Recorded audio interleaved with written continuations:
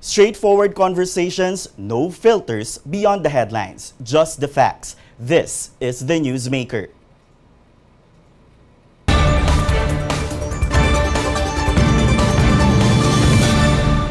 Thank you for joining Newswatch Plus. I'm Tristan Udalo. More than a week after his arrest and detention under the International Criminal Court, former President Rodrigo Duterte says he is living his faith to God. The prosecution and the defense in the crimes against humanity case of the former president have begun preparing for the confirmation of charges set for September the 23rd. The former president's lead counsel, Nicholas Kaufman, says he is optimistic of securing an early acquittal as the defense forms the best team available. So what do we expect from the ICC while waiting for the next hearing of the pre-trial chamber? Today's NewsMaker International Criminal Court or ICC spokesperson, Fadi El Abdallah. He is joining us from The Hague, Netherlands. Mr. Abdallah, thank you so much for granting this interview. Thank you.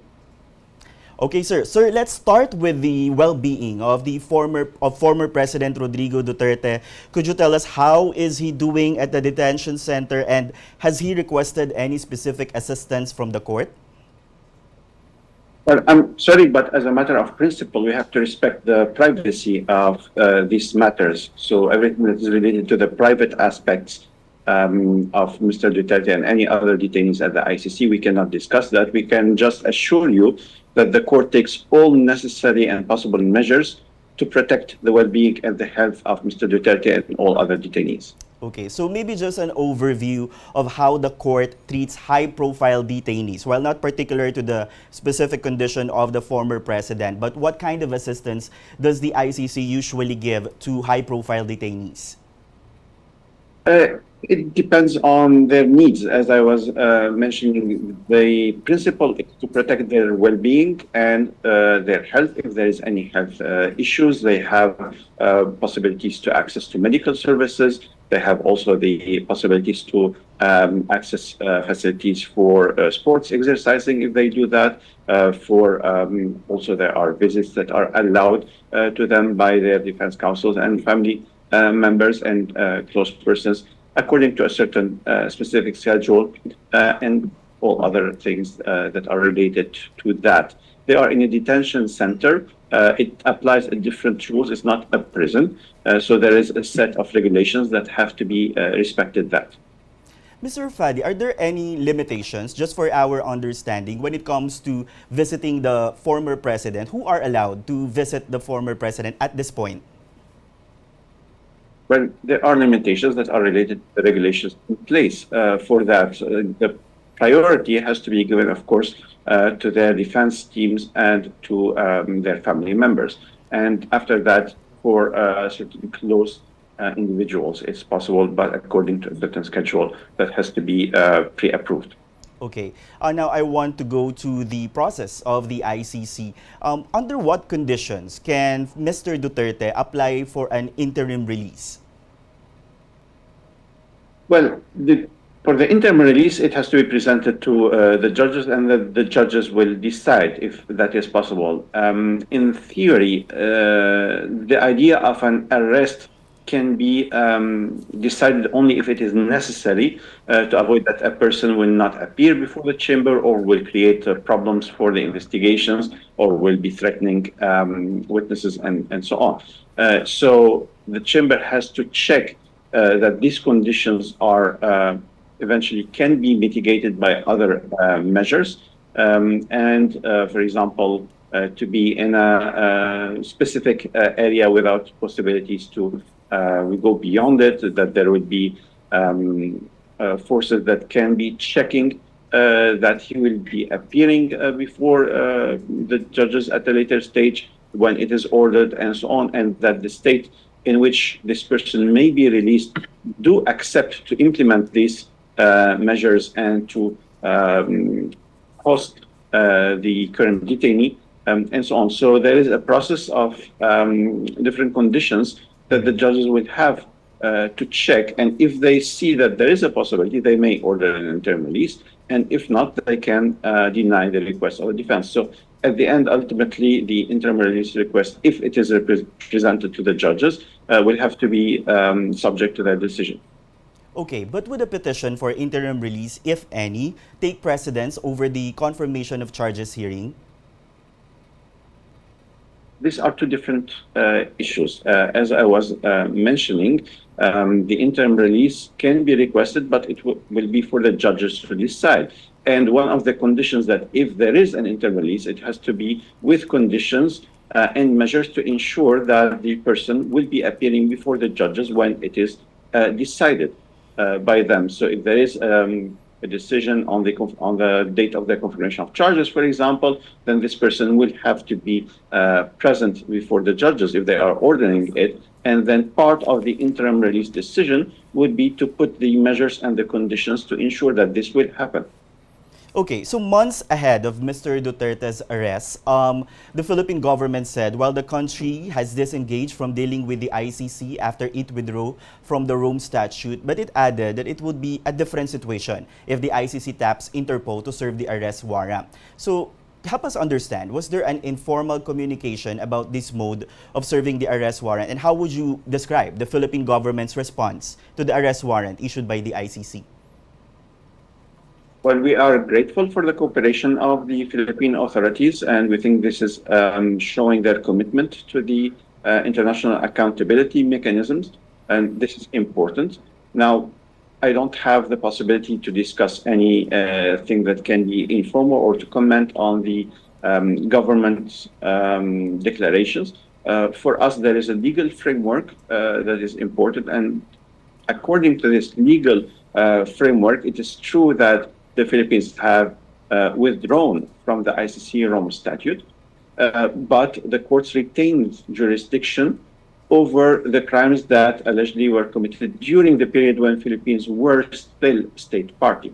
And this is the legal framework that gives the ICC the authority to be investigating and prosecuting charges related to the Philippines currently. So did you expect this kind of cooperation from the Philippine government when the warrant was issued? Because you said you're grateful for the cooperation of the Philippines. I think, as I said, we were acting according to our legal framework, and we are grateful that the Philippines showed their commitment to the international law. Okay. Sir, in an interview with Rappler, lawyer Nicolas Kaufman, the lead counsel of former President Duterte, said the Philippine government colluded with the Office of the Prosecutor at the ICC through an Interpol diffusion to abduct Duterte. Would the ICC like to respond on that statement? I would not be responding to the defense counsel in media. When the defense counsel has any request to the judges, it would be for the judges to decide on it. All right. A key question here in the Philippines, just to help us understand the dynamics with the ICC, because there's an ongoing petition here before the Supreme Court questioning the rules on Duterte's arrest, and some are calling for it to be declared unconstitutional. Could the ICC be compelled to release him if the Supreme Court here ruled in favor of the petition for the former president? But I will not be able to comment on national justice mechanism. It's something for the Philippines, whether things can be or not declared in a certain way. For the ICC, the release of a suspect can only be ordered by the ICC judges themselves. So any request to that effect has to be submitted to them, and then we will see what are the reasons that are alleged in this request, and judges will make a decision on it. All right. Sir, during the initial appearance of the former president before the court, the charges cited only 43 killings for crimes against humanity. This is an ongoing debate here in the Philippines. So rather than over 6,000 deaths being reported, so how does the ICC work? For example, why only mention 43 out of the thousands of cases being reported on the war on drugs? Well, the judges took that as a sample of the potential alleged crimes. They didn't say that this is the final number, which is potentially still open to additional requests from the prosecutor to the judges. They took that only as a sample for the purpose of the arrest warrant and not as a final charge. Okay. Mr. Fadi, how many counsels can Mr. Duterte have, and will the ICC shoulder the expenses for some of the members of the defense team? Well, there's always one lead counsel, and then there is a defense team. There is a minimum defense team of a lead counsel and other individuals, so case managers and investigator and co-counsel and others. And the evolution of the defense team depends, of course, on the evolution of the case, on the number of the charges, and at which phase of the process we are. Are we still at the pre-trial, or are we moving to a trial level? And of course, that might affect the constitution of the defense team and the number of members. Now, as for the legal aid program of the ICC, it's only if the judges declare that Mr. Duterte does not have the financial resources in order to cover the costs related to his defense, then the judges may grant him the participation to the legal aid program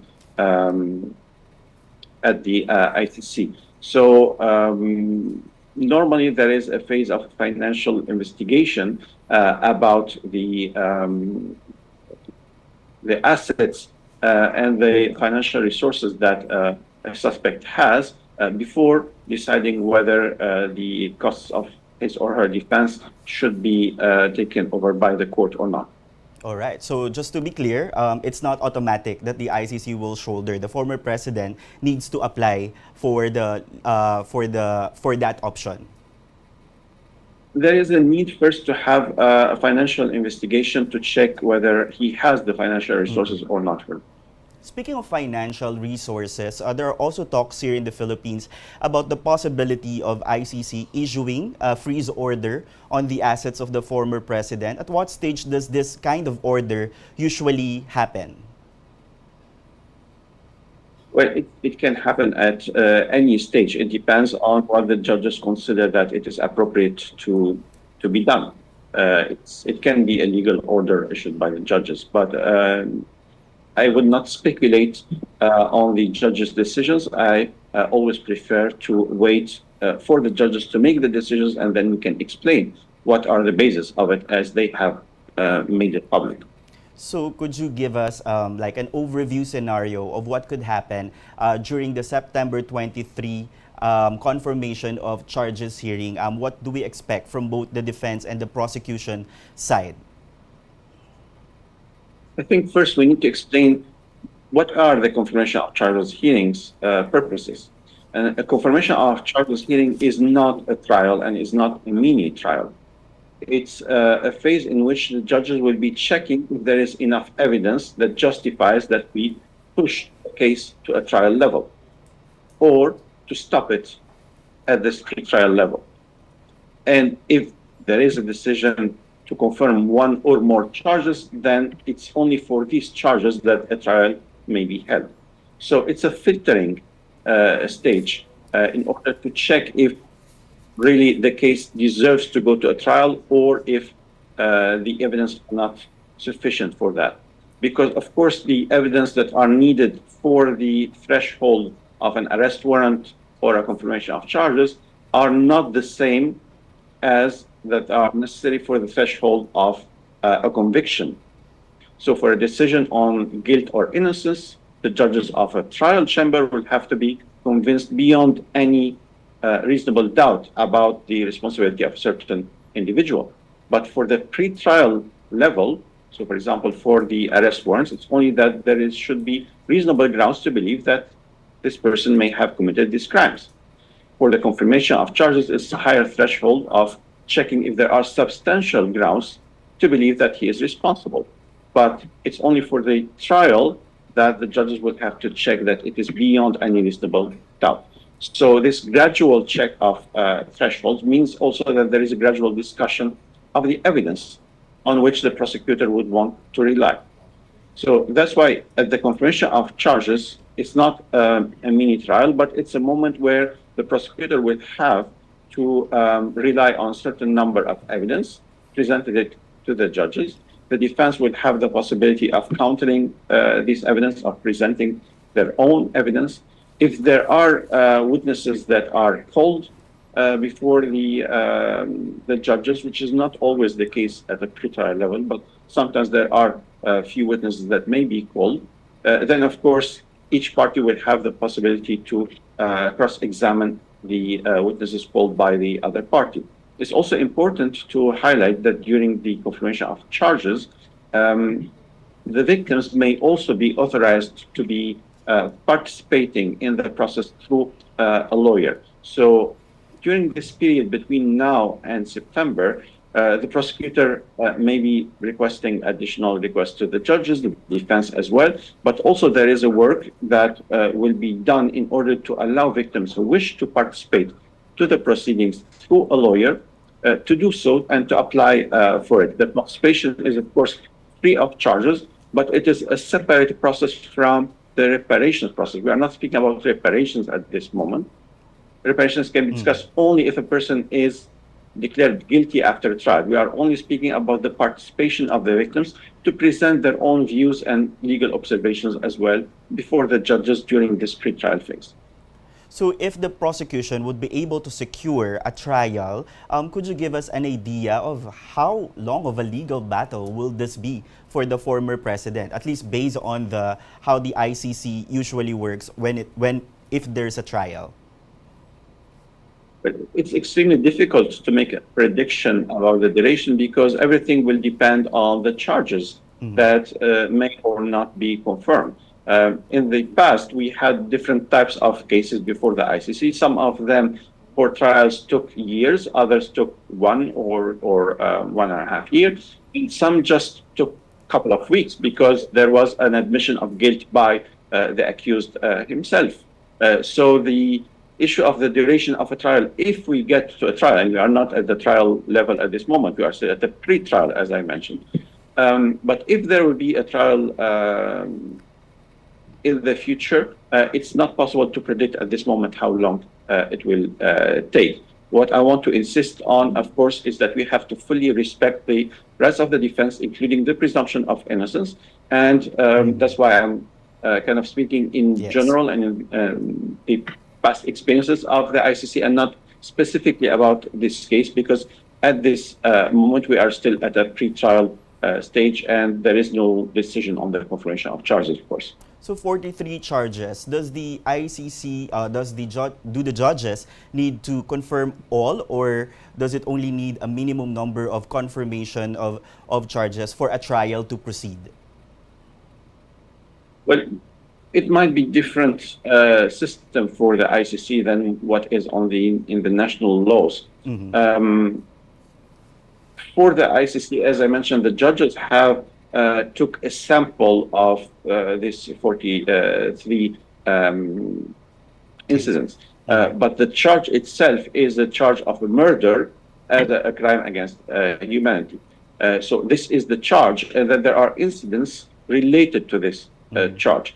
During this coming period, as I mentioned, there may be requests from the prosecutor to add charges or to add incidents to this charge. And then this is what the judges will have to decide on, whether or not to confirm the charge of a murder as a crime against humanity, and of course, if there are subsequent requests as well on that. So it's not 43 different crimes. We look at it as the crime of murder as crime against humanity, and this is the charge that will be discussed, as we know, actually.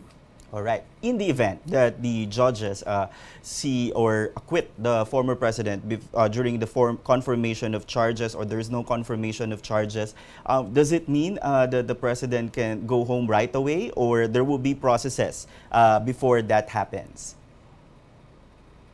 Well, at the ICC, we don't use the term acquittal for a pre-trial level, nor we do use the word conviction. At a pre-trial level, there's only the question whether or not charges would be confirmed against a suspect. If no charges are confirmed against a suspect, then, of course, the case should end at this level.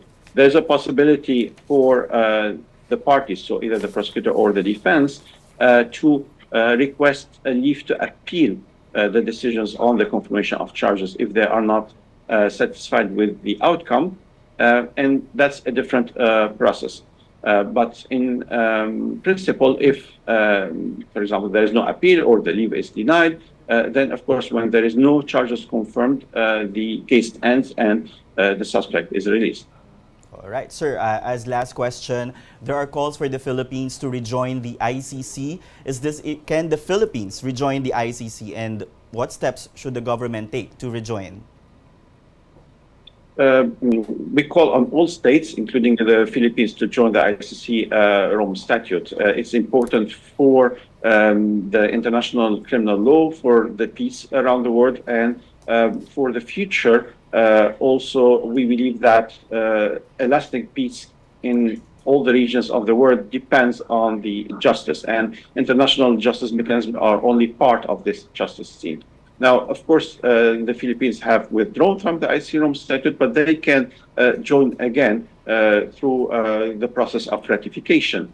And of course, the instrument of ratification decided by the Philippines, which is a sovereign decision that we fully respect whether to join again or not. But if they want to join again, then the instrument of ratifications needs to be deposited, as it is always the case with the UN Secretary General, because his office is the depository of international treaties.